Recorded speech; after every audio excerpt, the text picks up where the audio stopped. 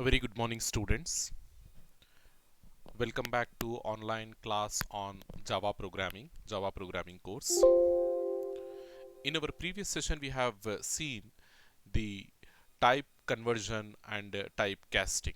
So we said whenever we are involving the assignment operator between the different types of variables, how the conversion of type takes place over there. We said type conversion, it is of two types. One is automatic conversion performed by the compiler. We call it as implicit type conversion.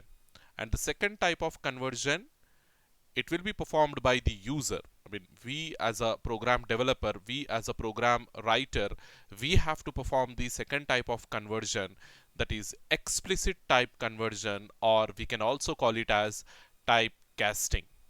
Okay, very simple mechanisms we discussed in detail. And we said whenever the compiler is performing the conversion, we are calling it as the widening conversion. And whenever the explicit conversion is performed by the user or the program developer, it is of two types. One is narrowing and other one is truncation. Okay, narrowing conversion, we said there will be inaccuracy in the data, and as well as in case of truncation also will get the inaccuracy of the data. Okay, so all these forms of type conversions we discussed in our yesterday's class, I mean in our last class. So quickly we'll go there and we'll see the uh, type conversion and casting. So all these things, the compatibility rules. So if your the conversion rules as well as the compatibility rules, conversion rules, if your type conversion, if it is following, I mean whatever types get involved in the type conversion process, if they are satisfying the type conversion rules are nothing but these two rules. Both the types must be compatible, and as well as the destination type must be larger enough to hold the source type. So if these two points are satisfied, if these two conversion rules are satisfied by both the types whatever involved in that conversion process, then the type conversion is automatic. And if none of these rule, or if any of these rule is not satisfied, then the type conversion is explicit. Okay, not automatic, it is manual, we said. So different examples we have seen in case of type conversion, that is automatic as well as casting. Okay, so this particular point we have to discuss after the type conversion, after the type conversion and casting. So that is automatic type promotion in expressions. So generally, whenever we perform the calculations between the types, okay, between same type of variables or between different types of variables, so whatever destination type of variable we are keeping, I mean the destination type of variable means the variable left side to the assignment operator. Okay, so whatever variable we are keeping, the left side variable, the destination variable, if it is if your operation, if it is exceeding, whatever operation you are performing, if it is exceeding the range of that type, so then what will happen in the sense, your Java, it will automatically promotes the type. Okay, I will give you one simple example. So over here, what is a? It is a byte, isn't it? It is a byte type of variable, and in that we are storing this 40. So this 40, by default, this 40 will be considered as an integer literal, isn't it? It will be considered as an integer literal. But when you are assigning to a byte variable, what will happen? It will be promoted, it will be demoted. It will be demoted automatically to byte. So now this 40 will become byte. Then same thing for 50. 50, initially it will be considered as an integer literal, but when it assigned to b, which is a byte variable, so this 50 will also become byte. Then 100 will also becomes the same thing. Initially it will be considered as an integer, then when it is assigned to c, it will become byte 100. So now what we are doing over here, we are performing the operations, different types of arithmetic operations between these byte variables. Okay, so between these byte variables we are performing different types of arithmetic operations. So first I'm multiplying a with b. So over here a is of byte type and same thing b is of byte type. So here we are having 40 and here we are having 50. So when you multiply 40 byte with 50 byte, okay, I'm giving the type also over there. 40 which is of byte type A and 50 which is of byte type B. So now what is the range of byte? So overall result when you perform, you will get how much? This is 200. You will get 200. This 200, it is exceeding the range of byte, isn't it? Our byte range is minus 127 to plus 128. This is the range of byte. But over here when you are performing the multiplication operation between the two byte variables, A and B, these two are byte variables. Okay, according to Bodmas rule, according to type promotion, according to what is precedence rule, the multiplication operator has to be evaluated first. So it is evaluating, and now as the result of this multiplication operator, it is exceeding the range of bytes. So automatically what will happen in the sense, the result of this A multiplied with B will be promoted to integer. Okay, it will be promoted to integer by Java itself. Don't consider this D. Okay, that is after the calculation, after the complete calculation, the result will be assigned to this D. But our discussion is up to this multiplication operation only. So when we are performing this multiplication operation between two byte variables, the result, as it is exceeding the range of byte, the result will be automatically promoted to integer, so that the 200 will be holded, 200 will be considered. Otherwise what will happen, if the type is not promoted to integer, then what will happen, you will get a value between 127 to 128, minus 127 to plus 128, and it is in the range of byte. So that is not accurate, isn't it? You will get an inaccurate value. So to avoid such a thing, Java will automatically promotes the type of A and B from byte to integer so as to hold this result. So now whatever resultant value we are getting 200, it will be in integer. So integer, then divide with C, that is 100. Okay, that is 100. So now what will happen, if you divide this 200 with 100, you will get 2. So this 2, already the type has been promoted. Okay, we got the type over here as 200 as integer. So now this final result 2 will be in integer, and that integer will be assigned to this integer D. Okay, so in such a way, wherever when you are performing the operations, arithmetic operation or any other operation, whenever the range of such operation is exceeding a particular type, the Java will automatically promotes the type from byte to integer, byte to float, byte to long, byte to double. Likewise, it will automatically promotes the range. Automatically promotes the type. Okay, that is automatic type promotion in case of expression. So whenever we are having an expression, because expression only gives the values, isn't it? Expression only gives the results.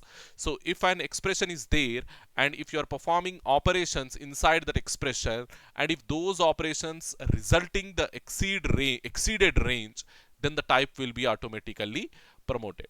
Okay, so here that thing we discussed. So there are some type promotion rules. Based on what the type will be promoted, in the sense, Java defines several type promotion rules, okay, that applies to expression. So in case of expression evaluation, Java provides the following set of rules. First, see here, this is very important. All these rules will be considered one after the other. Don't think that according to your requirement, whatever rule is applicable, you can directly take that one. It is not like that. So these rules will come one after the other. First you have to consider, check this rule, then this rule, then this rule, then this rule. Likewise, okay, you cannot go directly to the last rule and you apply that rule. It is not like that. First you have to check the first, then this, likewise. So the first rule over here is all byte, short, character. If these three types of types are there in your expression and you are performing the calculation between these type of types, so the final value is automatically promoted to integer. Okay, remember this one. So if you are performing the operation between 2 bytes, okay, the result will be in integer. If you are performing operation between byte and short, the result will be in integer. If you are performing operation between byte, short and character, then the result will be in integer likewise. Okay, then if one operand is long, assume that between this byte, short, character you also have long. Okay, then what will happen? Then the final result will be long only. The whole expression is promoted to long only. So the maximum type it will check for. Okay, between byte, short, character, even if you don't have integer, the result will be promoted to integer only. But if you perform the operations between byte, short, character and long, as the highest type is long, the result will be promoted to long only. And if one operand is float, let us assume you are performing the operation between byte, short, character, long and float. So the highest type over here is float. So the result will be in float. Okay, the entire expression will be promoted to float likewise. If any of the operand is double, then the entire result will be in double only. Remember this one. If there is no float, no long, no double, only the involvement of types like byte, short, character, even if there is no involvement of integer, the result will be in integer only. Even if integer gets involved, then also the result will be in integer only. Assume a case where you are performing the operation between byte, short, character and integer also. Fourth type is integer. So what is the highest type? Integer type. So the result will be promoted to integer. Even if you don't have integer and you are performing the operations between byte, short and character, then also the result will be in integer. This is the rule. Then the second rule, if long gets involved as the fifth type in that expression, then the result will be in long. Then float also gets involved in that expression, okay, then the result will be in float. And double gets involved, then the result will be in double.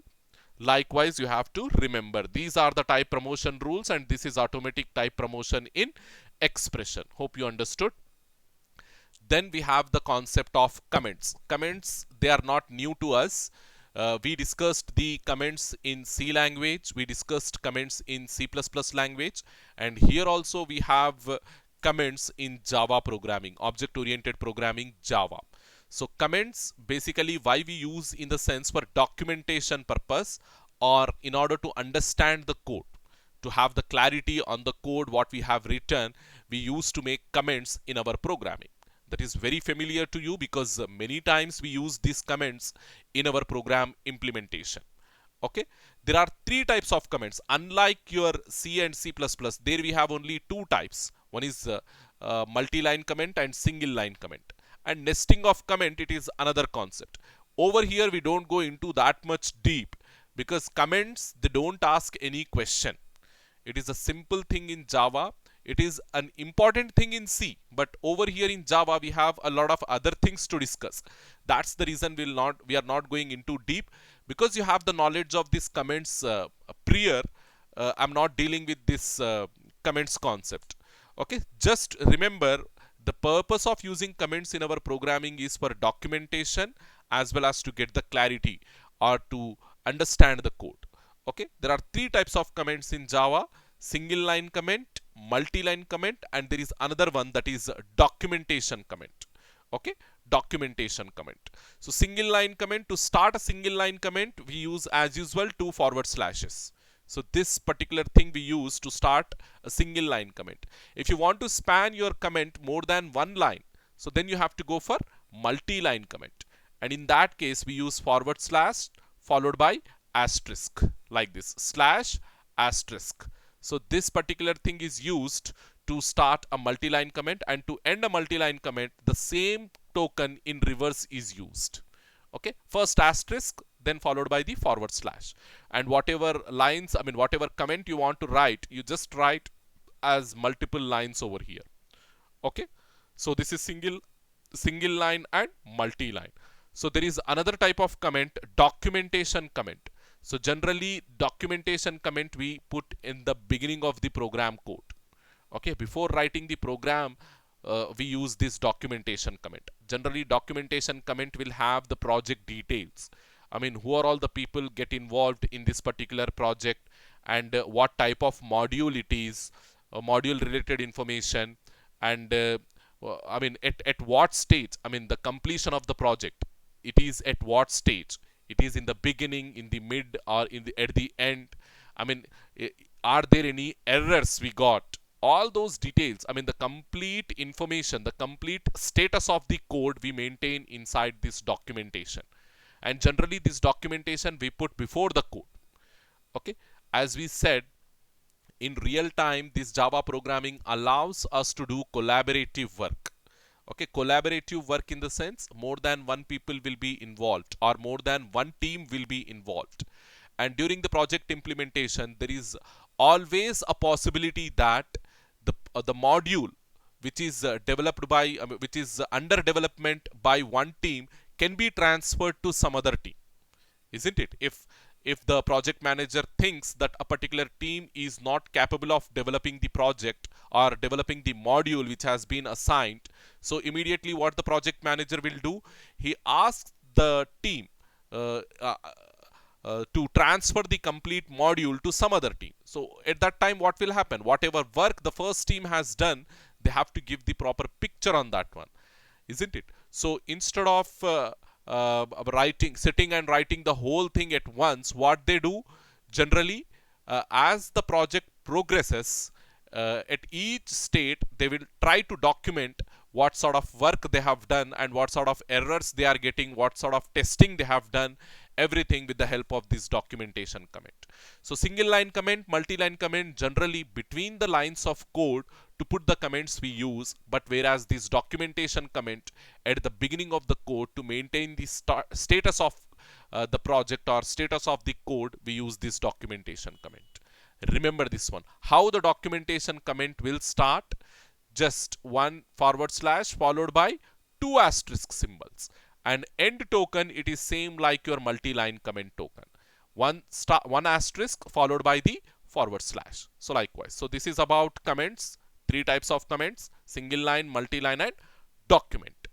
Then we have the concept of separators. So these separators generally we use in our programming whenever we want to separate the statements.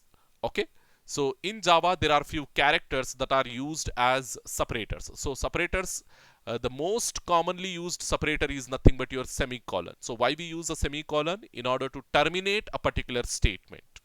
In order to terminate. Termination is also something like a separation only, isn't it? Because that termination will separate your current line of code with other lines, isn't it? Current statement with other statements. So termination is also a kind of separation. You just remember this one. Okay, so there are few characters that are used as separators. So yeah, this is the list of all characters what we use as separators in our programming. So the first set of separators, nothing but the parenthesis, the opening parenthesis and closing parenthesis. Generally, why we use these parentheses? Whenever we use a control structure in our programming, like if statement, then switch statement, your loops, for loop, while loop, do while loop.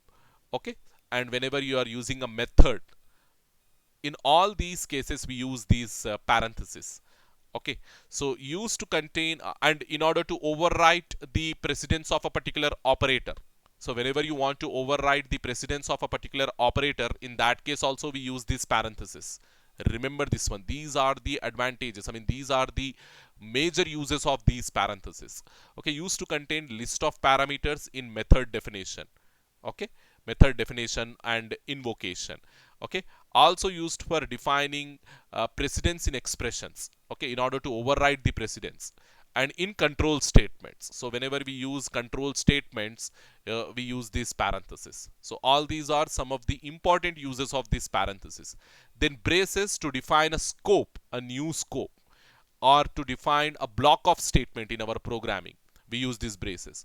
Brackets in case of arrays to to provide the subscript. We use these brackets. Okay. Then semicolon as a terminator for every statement, and then comma in your loops to separate the what we call initialization part, as well as if you want to do multiple initializations there, if you want to declare multiple variables, between the variables we use this comma. Okay, there are many different uses of this comma. Like then we have the full stop like period used to separate package names. So here in Java we have a special concept like package. So in order to separate the actual package with sub packages, or to provide the hierarchy of packages, we use this dot, that is nothing but period. Okay, so these are some of the separators which we use in our programming. Okay, remember this one. So because this question they asked one time for 2 marks, what are the important separators that we use in Java programming? They asked this question for 2 marks. So these separators you have to remember, and the related description about these separators you have to remember. And if they ask, you should be in a position to write the answer. Okay. So then we have the concept of arrays. Arrays, they are not new to you. Many times we use these arrays in our programming. From C, we are discussing these arrays. So quickly, the simple definition: array is a collection of homogeneous data elements. This is the perfect, this is the best definition we can say. Okay, array is a collection of, it is a collection. First of all, it is a collection because it is going to have more than one element in it. So whenever we are saying an array, you have to treat it like a collection. Okay, and after that, what type of elements it is going to have? Are they of different type? Are they of same type? They are of same type. So being an array, when you are keeping all elements of same type under one common name, we call it as an array. Okay, so remember, array is a collection of homogeneous data elements, or array is a collection, array is a group of like typed variables. So here I have written the definition in different terms. Like typed in the sense same type variables that are referred to by a common name. Okay, so how we are going to refer all these like type variables in the sense under a common name. We are going to have one single name, and using that name only we can refer all the variables which are present inside the array. So it is not like that you can declare array of a single type only. You can have different types of arrays also, like it completely depends on the user's requirement of what type of array he needs. If he needs integer type of array, he can declare integer. If he needs character, short, double, float, likewise any type of array we can create. But you remember, when you are creating a particular type of array, all the elements in that array are of same type only. We cannot have mixed type of elements inside an array. Okay, you're already very familiar to that one. I don't need to stress on that point. So array of any type can be created and may have one or more dimensions. So it is not it is not the thing that you have to have only one dimension arrays. You can have 2 dimension, 3 dimensions, as well as multi-dimension. In Java, it depends on your patience. I mean, how far you can go. Okay, so a specific element in an array is accessed by using its index. So every element, whether it is one dimensional array, 2-dimensional array, 3-dimensional array, multi-dimensional array, whatever array type it is, okay, every single element, it is going to have its own index. So based on that index only we can access all the elements present inside the array. Okay, array offers a convenient means of grouping related information. Yes, obviously. So without arrays, if you want to write a program with 10 variables or 100 variables, then you need to have 10 or 100 different names for all those related information. But with the advent of arrays, with the concept of arrays in our programming, we can put all that related information under one common name. This reduces the burden of remembering multiple variable names, isn't it? Simply you can remember one common name, and with the help of index and that common name you can access any element from that array. Okay, it is a reduction of burden on the programmer, we can say, or on the user, we can say. Hopefully you understood this concept. So arrays, so in that the first type of arrays, the one dimensional arrays, we are discussing here. So to create an array, first we have to create the variable, array variable. Okay, first we have to create a variable of desired type. Okay, the general form to create a one dimensional array of desired type, here you can see, put the type name followed by the array name. This variable name is nothing but array name, and you can put the subscript. So don't put the size over here. Okay, put the subscript. So here what will happen? The array variable will be created. Only the variable. Okay, still we have not assigned the memory. Still we have not assigned how many elements we want in that array. This is just the creation of array name. Okay, this subscript tells the compiler that this variable name, whatever we have given over here, it will be an array. So in future, I am not going to use this variable as a normal variable. Rather, I will make this name as a array. Okay, then let's just take the example of month days. I am creating an array with name month days. This is my array name. So, and I want this month days to be an integer array. So first, how I can fix this name as an array name, in the sense, here you can see, I want this month days to be an array of integer. So put the type name int followed by the month days, then put the subscript like this, subscript. So now what will happen? This month days will become an array variable name. Okay, an array name. So later, once the array variable is created, as a second step, I can allocate the memory and I can put the size limit. Okay, size limit as well. So that is okay. So to link month days with its actual physical array integers, we must allocate using new. New keyword is used to assign the memory, to assign the size as well as the memory to the month days. Okay, to the month days array name. So now new is a special type of operator that allocates the memory to the array. So to the general form, if you see the general form of new to one dimensional array, how we are doing? First you put the array name or array variable name, then assignment operator, then new keyword, then whatever type you have defined, I mean whatever type you have given for this array variable, that type you have to put, and followed by the number of elements, how many number of elements you want into that array, that size you have to put here.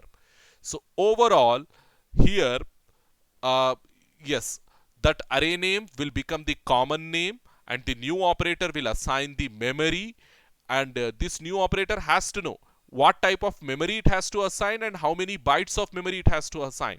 So that information who will pass? This type will pass the type, I mean what type of variable it has to assign, this type will pass. Then how many elements of that type he has to assign, so that will be indicated by the size. So now if you want that month day, how we can do? So month days you put here, so that is month days, month underscore days equals to the new operator, put new operator, then type, it is of integer type, isn't it? So int followed by, suppose if I want 5 elements, you put 5. So this 5 when you are keeping, how the index will start? From 0. 0, 1, 2, 3, 4. Like this. These 5 elements we are going to have into this month days. If you want 12, because we are going to have 12 months, isn't it? So put 12 over here. So now how the index will start? From 0 to 11. Like this. Hopefully you understood this concept. Next, see that same thing here we are doing. Then month days I want to be initialized with 12 integer type of variables. So this month days common name, I want this month days to have 12 integer variables. So using the new operator, I am assigning the 12 integer variables. Okay, here the count size 12 we have taken, and type name integer we have taken. So now my month days array will have 12 elements from 0 to 11, from 0 to maximum size 11. So this is the concept of one dimensional array. So how we can access the yes, obtaining array we have seen it is a two-step process. First we have to declare the variable with desired array type, isn't it? First we are declaring the variable, then we are assigning the memory using the new operator. Using new we are assigning the memory. So it is a two-step process. So this two-step process you can combine and you can make it as a single step process. I mean, how means, yeah, over here, yeah, we can combine the declaration of the array variable with the allocation of memory. Okay, declaration of array as well as allocation of memory we can combine and we can put inside a single step. Instead of taking two different steps, we can put inside a single step. So declaration as well as allocation, both in a single step we are doing. So previously how we have done, first we have declared the month days. So how we have done, int month days, month days, like this we have done. This is declaration. Then how we have done the allocation, so like this, month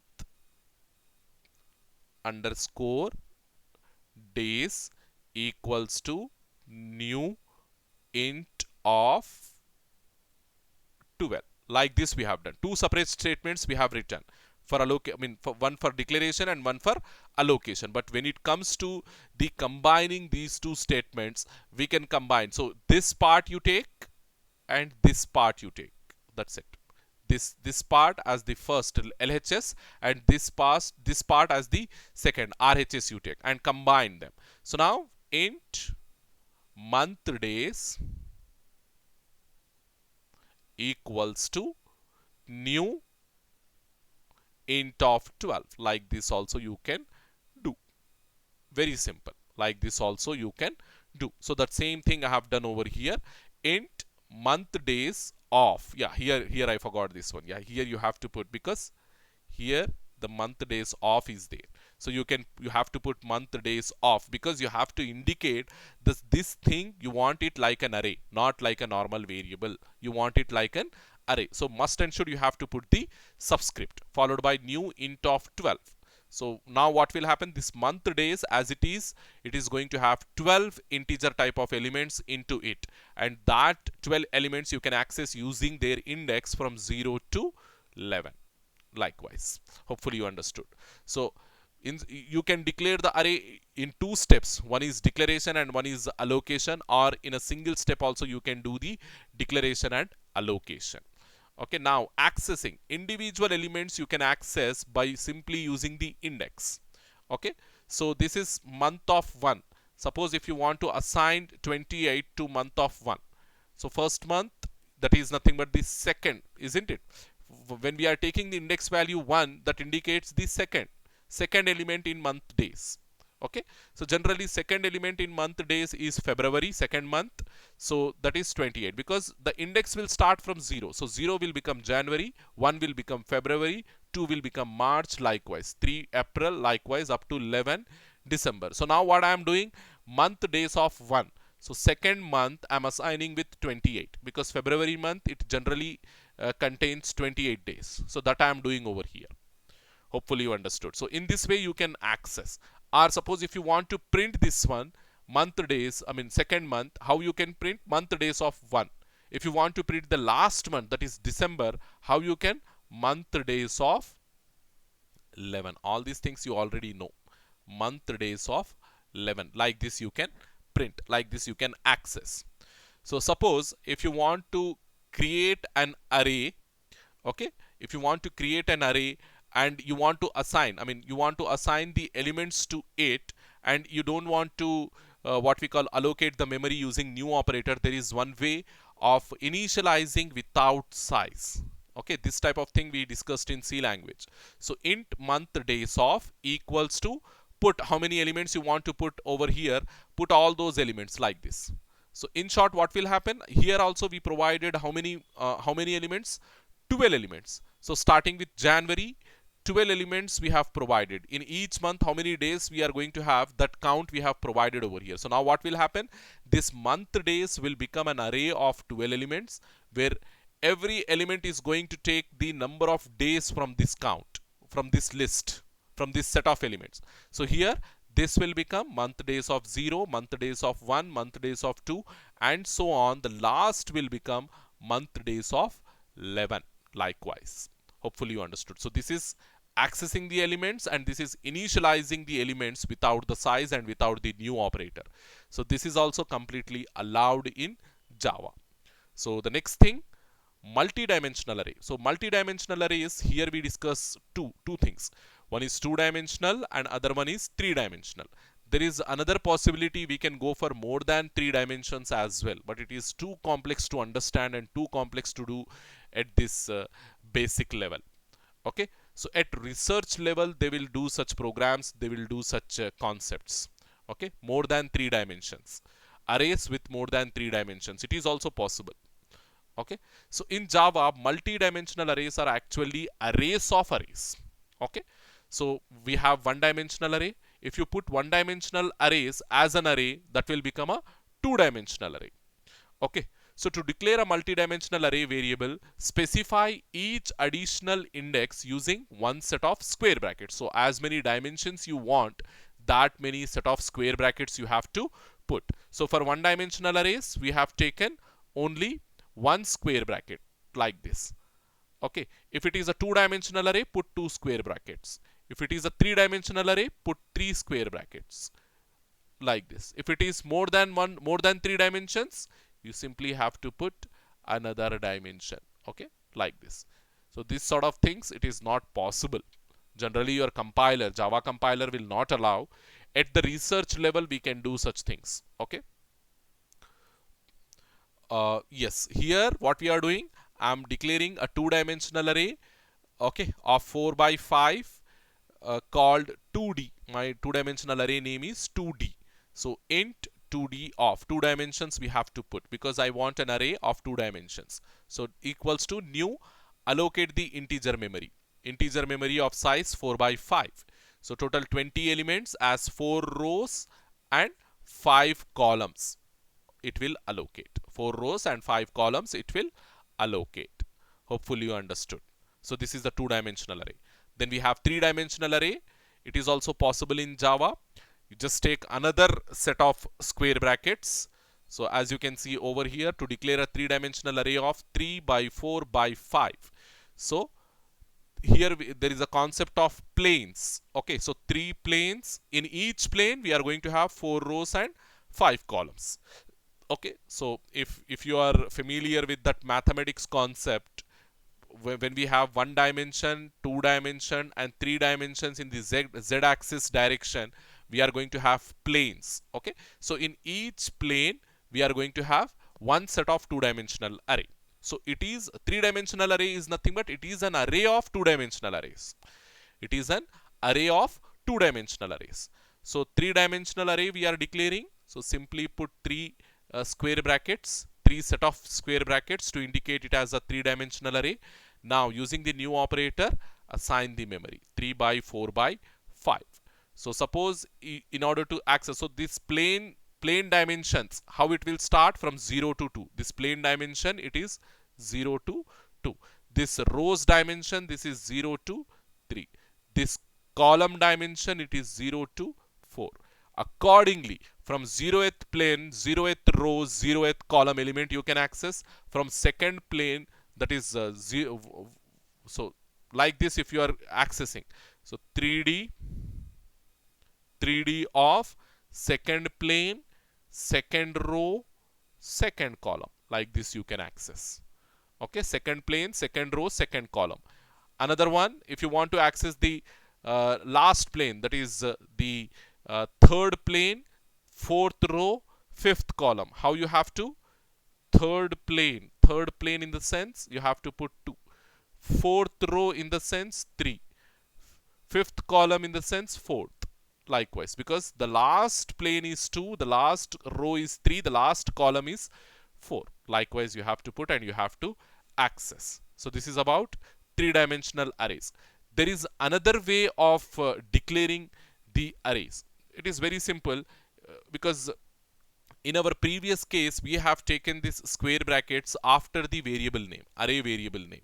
So like this we have done int a2 of, like this we have done, equals to new int of 3.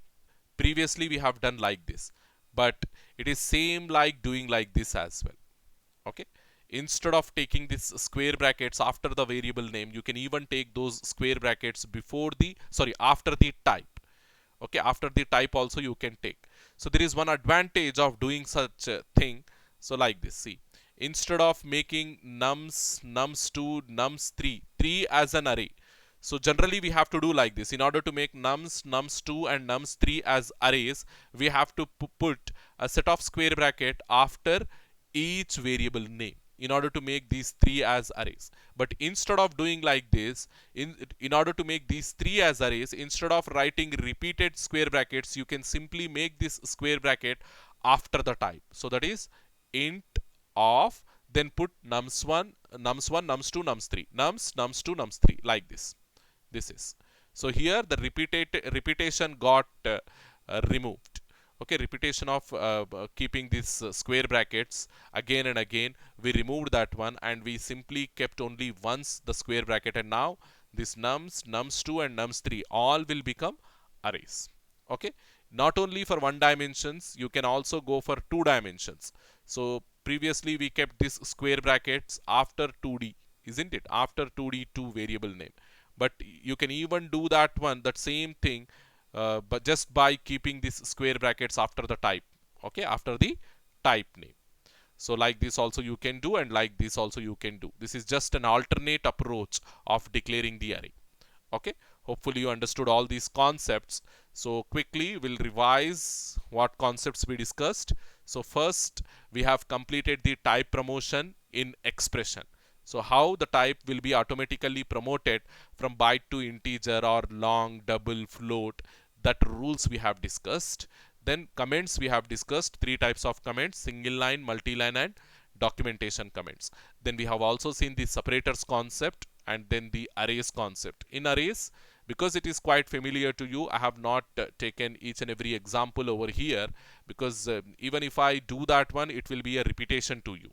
You people will already have much knowledge about these arrays. So how a one-dimensional array will be treated in programming, how a two-dimensional array will be treated in programming, how a three-dimensional array will be treated in programming, everything we have done many times.